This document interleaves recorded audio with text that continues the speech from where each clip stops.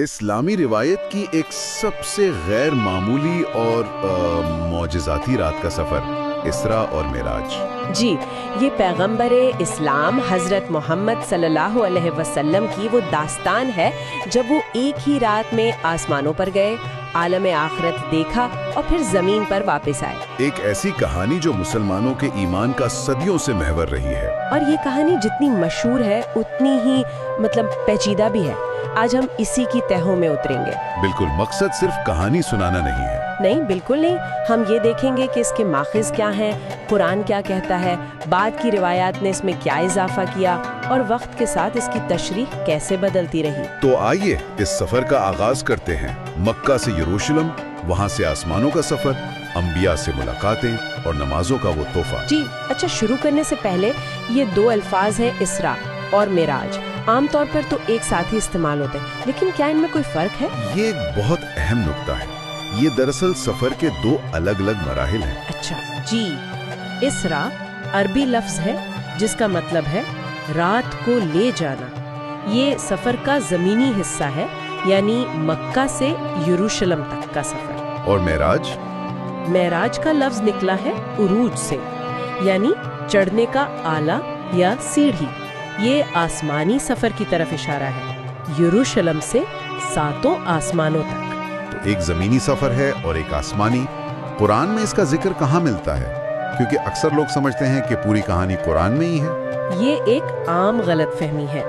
قرآن اس واقعے کی بنیاد تو فراہم کرتا ہے، لیکن بہت ہی مختصر انداز میں، یعنی اشاروں میں۔ بالکل۔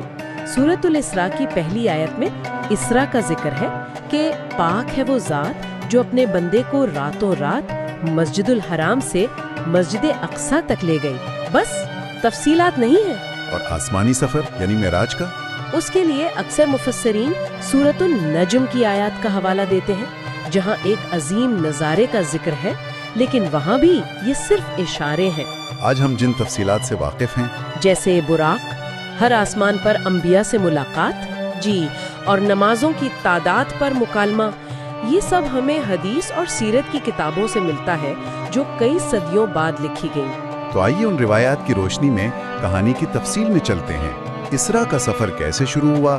براق کیا تھا؟ روایات کے مطابق حضرت جبرائیل ایک آسمانی سواری لے کر آئے جسے براق کہا جاتا ہے۔ اس کا حلیہ بڑا دلچسپ بیان کیا گیا ہے۔ کیسا؟ ایک سفید جانور، قد میں خچر سے چھوٹا اور گدھے سے بڑا، اور رفتار کا عالم یہ تھا کہ جہاں تک نظر جاتی وہاں اس کا اگلا قدم پڑتا۔ واہ! آپ صلی اللہ علیہ وآلہ وسلم اس پر سوار ہو کر مکہ سے یروشلم پہنچے۔ وہاں ایک آزمائش کا ذکر بھی ہے جہاں آپ کو دودھ، پانی اور شراب پیش کیے گئے اور آپ نے دودھ کا انتخاب کیا۔ اور یروشلم میں تمام انبیاء کی امامت کرانے کا واقعہ بھی اسی حصے میں ہے؟ جی ہاں، یہ اسراء کے سفر کا ایک بہت اہم حصہ ہے۔ آپ نے مسجد اقصیٰ میں تمام گزشتہ انبیاء کی امامت کی، جو اس بات کی علامت تھی کہ آپ کا پیغام پچھلے تمام پیغامات کا تسلسل ہے۔ اور پھر یہاں سے سفر کا دوسرا مرحلہ معراج شروع ہوتا ہے۔ جی، روایات بتاتی ہیں کہ یروشلم سے ایک سیڑھی کے ذریعے آسمانوں کا سفر شروع ہوا۔ آپ نے 7 آسمانوں کا سفر کیا۔ اور ہر آسمان پر ایک نبی سے ملاقات ہوئی۔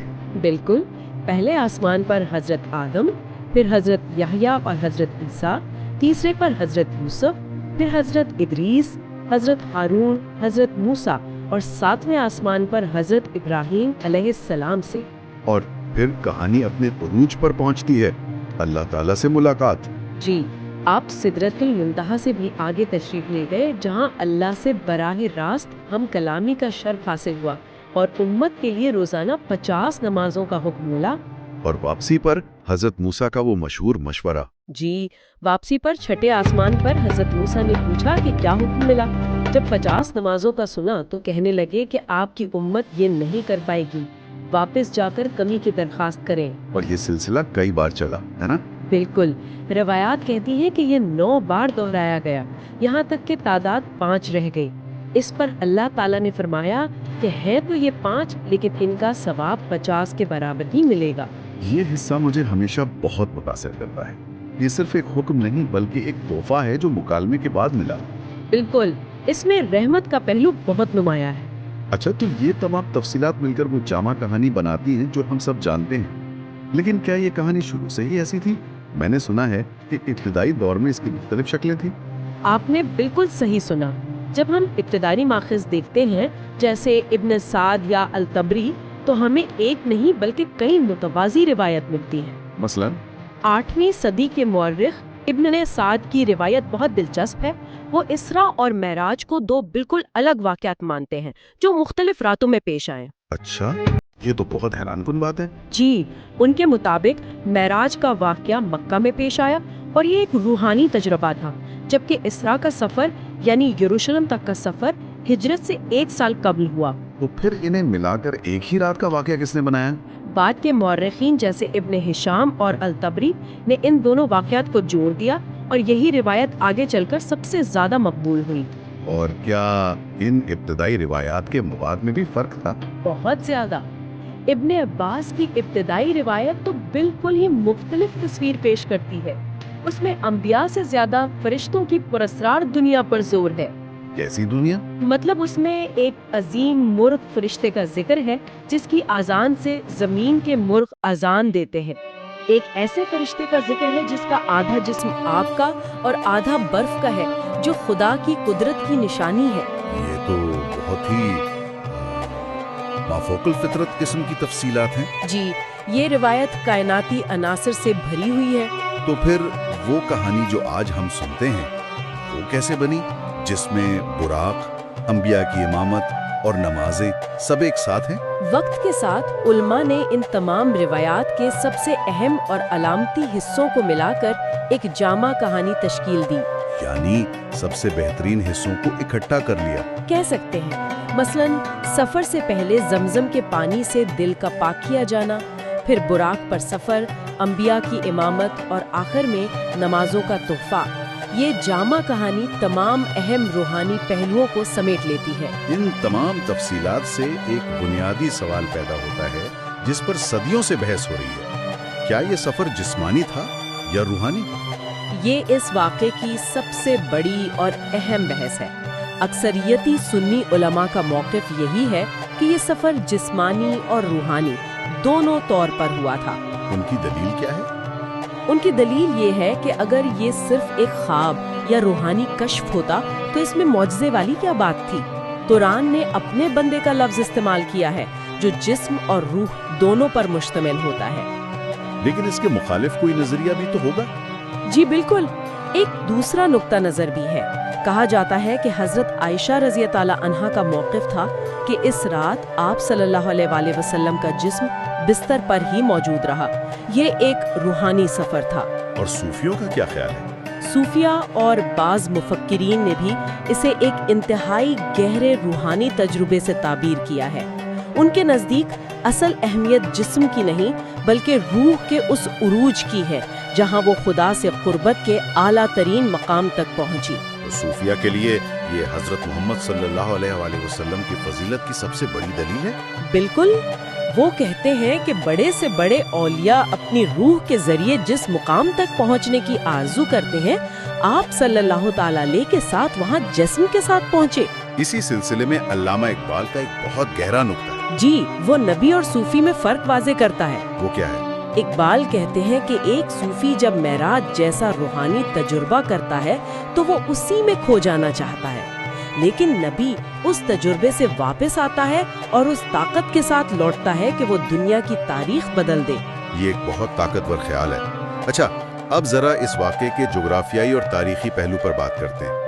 यहाँ एक ऐसा नुक्ता है जो बहुत से सुनने वालों को शायद हैरान कर देगा। मस्जिद अक्सा के मकाम का? जी, हम सब मस्जिद अक्सा को यरूशलेम समझते हैं, लेकिन क्या ये मुमकिन है कि कुरान में जिस मस्जिद का जिक्र है वो यरूशलेम में थी ही नहीं? ये एक बहुत मुतनाज़िया लेकिन अहम इल्मी बहस है। आज तो आम इत्तेफाक यही है कि मस्जिद अक्सा से मुराद यरूशलेम ही है। लेकिन यहाँ एक आम गलत फहमी भी है। तकरीबन 60-70 साल बाद उमवी खलीफा ने तामीर करवाई थी। तो वो नजरिया क्या है जो कहता है कि ये यरूशलेम नहीं था? کچھ محققین یہ دلیل دیتے ہیں کہ قرآن میں مذکور مسجد اقصی شاید مکہ کے قریب الجرانہ نامی ایک جگہ تھی۔ اچھا، اور اس کی دلیل؟ ان کی سب سے بڑی دلیل یہ ہے کہ حضرت محمد صلی اللہ علیہ وآلہ وسلم کے زمانے میں یروشلم میں ٹیمپل ماؤنٹ پر سرے سے کوئی مسجد موجود ہی نہیں تھی، وہ جگہ ویران پڑی تھی۔ اگر ایسا ہے تو پھر یروشلم والی روایت اتنی مضبوط کیسے ہو گئی؟ یہاں سیاست کا کردار سامنے آتا ہے۔ کچھ ماہرین کا دعویٰ ہے کہ یہ کام اموی خلفاء نے سیاسی وجوہات کی بنا پر کیا۔ اس وقت مکہ پر ان کے مخالفین کا کنٹرول تھا۔ تو انہوں نے مسلمانوں کی توجہ کا مرکز بدلنے کی کوشش کی؟ جی، تاکہ زیارت کا رخ یروشلم کی طرف موڑا جائے جو ان کے زیر کنٹرول تھا۔ قبۃ الصخرہ کی تعمیر بھی اسی منصوبے کا حصہ تھا۔ ان تمام تاریخی بحثوں سے قطع نظر اس واقعے کے ثقافتی اثرات تو بہت گہرے ہیں۔ بالکل، آج بھی پوری مسلم دنیا میں لیلۃ المعراج یا شب معراج بہت عقیدت سے منائی جاتی ہے۔ یہ 27 رجب کو ہوتی ہے۔ لوگ کیا کرتے ہیں اس رات؟ خصوصی عبادات کا اہتمام کرتے ہیں، نوافل پڑھتے ہیں اور اس واقعے کی کہانی سنتے اور سناتے ہیں۔ شہروں میں چراغاں بھی کیا جاتا ہے۔ اور دوسرے ممالک میں بھی اسے منانے کا کوئی خاص انداز ہے؟ جی، ترکی میں اسے معراج قندیلی کہتے ہیں۔ وہاں یہ صرف ایک تاریخی یادگار نہیں بلکہ ایک زندہ ثقافتی تہوار ہے جو کمیونٹی کو اکٹھا کرتا ہے۔ یہ سن کر مجھے خیال آ رہا ہے کہ آسمان کے سفر کا تصور صرف اسلام تک تو محدود نہیں ہے۔ آپ نے بہت اچھا سوال اٹھایا۔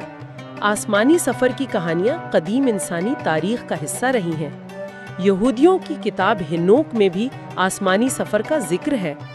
اسی طرح زرتشتی مذہب میں بھی جنت اور دوزخ کے سفر کی روایات ہیں۔ اور اس کہانی کے اثرات تو مسلم دنیا سے باہر بھی پہنچے۔ ڈانتے کی ڈیوائن کامیڈی کا ذکر بھی آتا ہے۔ جی، یہ بہت دلچسپ ہے۔